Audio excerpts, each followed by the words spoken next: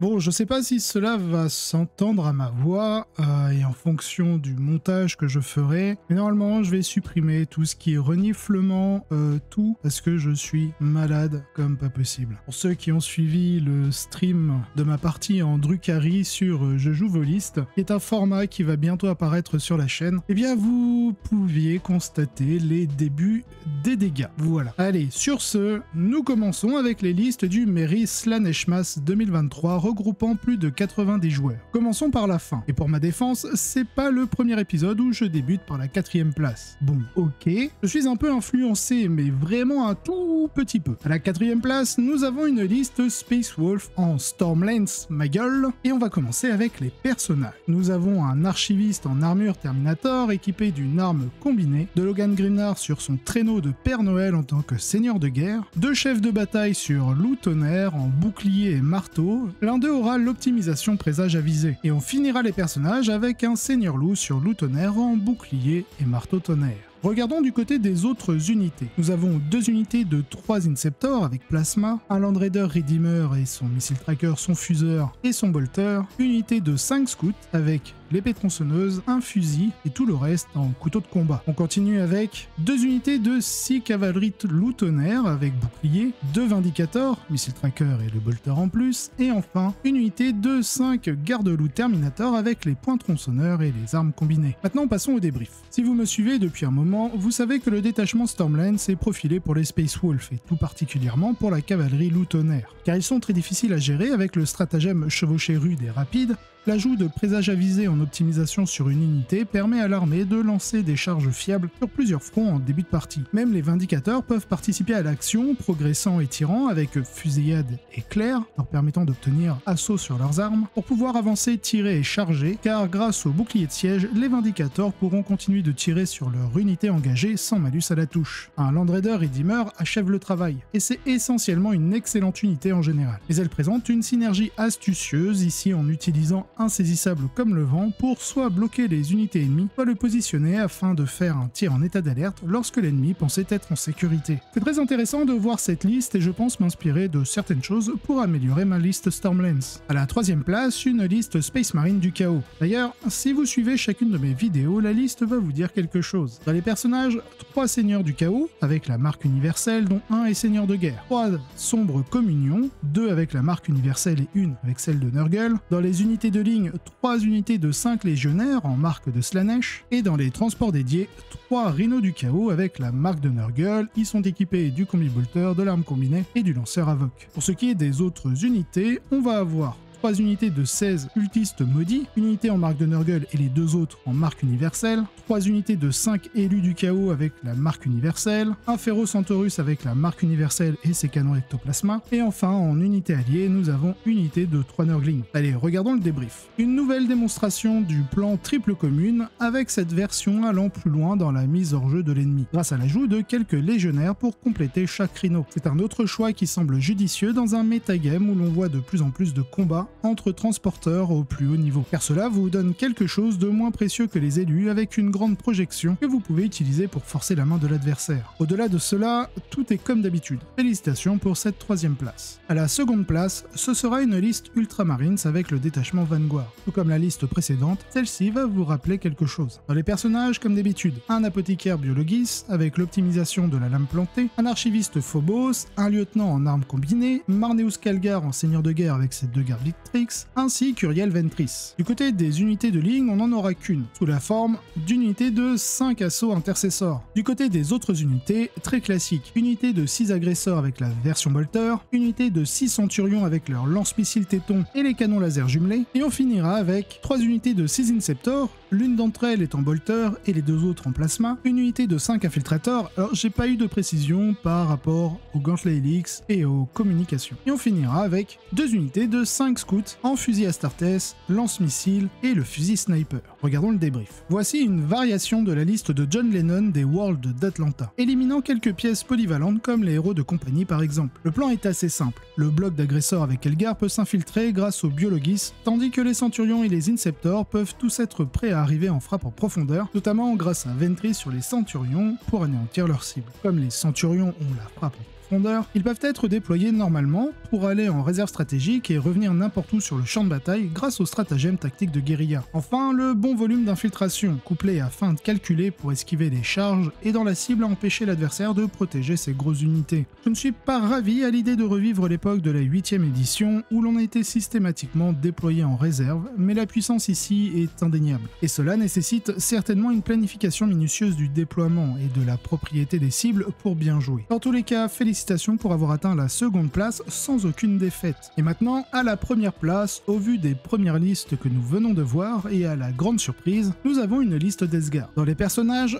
3 Biologus, un Mortarion en tant que seigneur de guerre, un Taliman, l'intendant en français, et Typhus. Dans les unités de ligne, accrochez-vous, nous avons 4 unités de 10 Marines de la Peste, ainsi que 2 unités de 5, bien sûr à chaque fois vous leur mettez tous les équipements spéciaux de corps à corps et de tir. Dans les transports dédiés, nous avons évidemment 5 Rhino d'Esgard avec le missile Avoc et les 2 combi bolters. Dans les autres unités, ce sera très simple, une unité de 20 Poxwalker. Et dans les unités alliées, 3 unités de 3 Nurgling. Regardons le débrief. Parlons d'une méta riche en transport avec pas moins de 5 Rhino, et l'époque passionnante pour les amateurs de Warhammer 40 000. Le plan de cette liste n'est pas très compliqué, mais il est extrêmement efficace. Il peut littéralement submerger l'adversaire avec une combinaison de troupes et de blessures mortelles provenant des stratagèmes grenades. De plus, elle pose de sérieux problèmes aux armées axées sur le combat rapproché, en raison du nombre de ces unités protégées dans des transports. La combinaison pour mettre la pression sur les armées de tir avec la projection offerte par les Rhinos fait de cette liste une version très intéressante pour une faction qui commence à enchaîner les tops de tournoi. Alors, bravo pour avoir remporté un événement de plus de 90 joueurs. Passons maintenant à un nouvel événement, le Feliz Exterminatus, qui a tout de même regroupé plus de 50 joueurs. À la 4ème place, nous avons une liste Dark Angel en détachement Iron Storm. Dans les personnages, Azrael. En tant que seigneur de guerre, il faut bien remporter quelques points de commandement gratuits. 2 Tech Marines, le premier avec l'optimisation Toile augure de ciblage et le second avec l'optimisation Maître de la guerre mécanisé. Dans les unités de ligne, nous avons une unité de 10 assauts intercessors et une unité de 5 intercessors. Du côté des autres unités, nous allons avoir 2 Ballistus, 2 gladiateurs lanceurs, 2 unités de 3 Inceptors en plasma évidemment, un Land Raider Redeemer avec le missile tracker, le fuseur et le bolter, et on finira avec 2 Redemptors, et c'est là où j'étais un petit peu choqué. J'aurais cru qu'ils auraient été équipés en plasma, mais non, ils sont bien en double Gatling, la petite Onslaught là qui vous fait des blessures dévastatrices, l'Icarus Rocket Pod, les petits bolters de téton et son point de Redemptor évidemment, stuff de base. Allez, passons au débrief. Essentiellement, cette liste suit le plan classique des listes Iron Storm consistant à utiliser des chars qui tirent bien, avec en plus la batterie de points de commandement d'Azrael pour alimenter leur délicieux stratagème. Elle intègre également une belle innovation avec un Redeemer plein d'intercesseurs d'assaut pour dissuader les adversaires. Bien que ces ajustements ne révolutionnent pas le schéma habituel, lorsqu'un archétype de liste est déjà performant, de petites optimisations comme celle-ci sont ce que l'on peut attendre. Bravo d'avoir identifié et mis en œuvre ces améliorations et bravo pour cette 4ème place. En 3ème place, nous avons une liste qui change légèrement de l'ordinaire.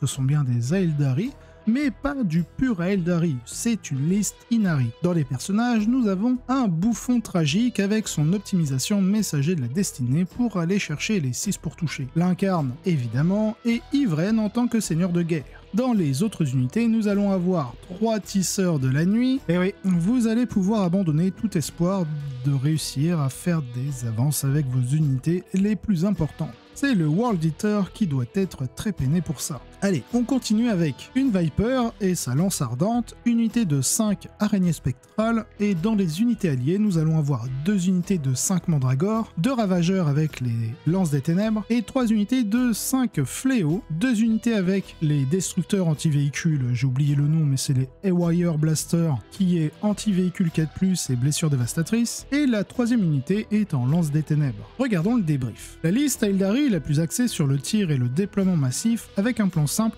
mais efficace, consistant à empêtrer l'ennemi dans les filets des tisseurs de la nuit, tout en balayant les unités ennemies avec des volées de tir de lance et des warriors. tandis que les mandragores et les guerriers aspects, les araignées spectrales qui sont mobiles, marquent des points. L'incarne et le bouffon tragique offrent une létalité supplémentaire pour éliminer tout ce qui se passe devant eux. Cette liste semble être un cauchemar à affronter, oui, c'est un cauchemar pour moi à affronter, à moins d'avoir la vitesse pour la submerger, ou le contrôle total du champ de bataille pour la battre à son propre jeu. Alors la vitesse pour la submerger, quand on peut pas avancer à cause des tisseurs de la nuit, c'est difficile. Bref, c'est un travail solide de la part du joueur et bravo pour cette 3e place. En seconde place, nous avons une liste Black Templar en détachement Gladius. Dans les personnages, un apothicaire biologiste avec l'optimisation discipline de tir, 2 capitaines en bolter de maître et le gantelet énergétique, notamment l'un aura l'optimisation l'honneur véhément. Qui dit Black Templar dit Elbrecht en seigneur de guerre, ainsi qu'un lieutenant en armes combinées. Du côté des transports, on aura un impulsor avec le dôme bouclier. Dans les autres unités, on aura unité de 6 agresseurs avec la version Bullstorm, 2 unités de 3 Inceptors en plasma,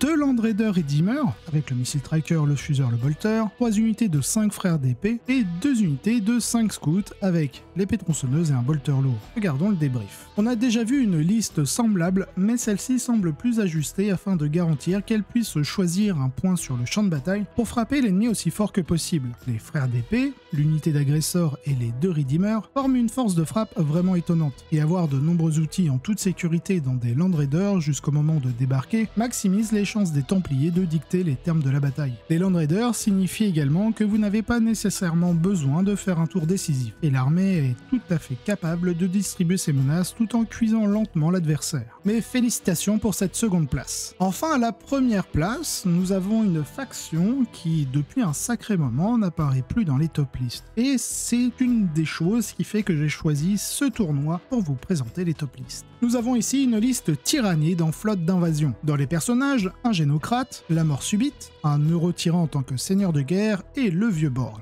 Dans les unités de ligne, qui dit tyrannide, dit forcément 2 unités de 10 gargouilles, et dans les autres unités, on aura un biovore, les 2 carnifex avec toutes leurs armes de tir possibles et imaginables, que l'on appelle souvent le Dakafex. Je vous invite à regarder d'anciennes vidéos top list, j'en ai déjà parlé. 3 unités d'un exocrine, et on finira avec une unité de 10 Genestealers, pour accompagner le génocrate, 2 lictors, pour le scoring, un malceptor, 3 neurolictors et 2 unités d'un pyrovore. Passons au débrief. Les tyrannides semblent certainement avoir besoin d'un peu d'aide en termes de puissance, mais comme le montre cette liste, ils peuvent compenser avec des niveaux de contrôle du champ de bataille assez exceptionnels. La combinaison d'infanterie rapide, d'agents solitaires abordables, d'unités robustes et économiques servant d'ancrage, ainsi que d'unités polyvalentes comme le bloc Carnifex et Vieux Borgne, rend très difficile de trouver des solutions pour empêcher cette liste de marquer des points de victoire. Bien que ces menaces ne soient pas à la hauteur pour éliminer les listes lourdement équipées en véhicules, elles s'en sortent plutôt bien contre les listes d'infanterie d'élite, qui seraient probablement les mieux placées pour tenter de contrer leur plan de jeu. Cela contribue à garantir que l'armée a une stratégie pour chaque type de confrontation, et cela s'est clairement vérifié ici, avec une victoire impressionnante pour une faction un peu délaissée dernièrement. Dans tous les cas,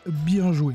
J'espère que cet épisode vous a plu. Si c'est le cas, n'hésitez pas à liker, commenter ou vous abonner. Cela aide énormément au développement de la chaîne. Si vous voulez avoir accès aux épisodes en avance et ce sans publicité, n'hésitez pas à vous diriger en description. Vous y trouverez le lien de ma page Tipeee. D'ailleurs, vous aurez aussi un lien d'affiliation ainsi qu'un coupon de réduction de 5% sur vos commandes effectuées chez notre partenaire Wargame House, qui s'est engagé à reverser 5% de vos achats à la chaîne. Allez, je ne vous embête pas plus, et dans tous les cas, je vous souhaite un excellent Wargame.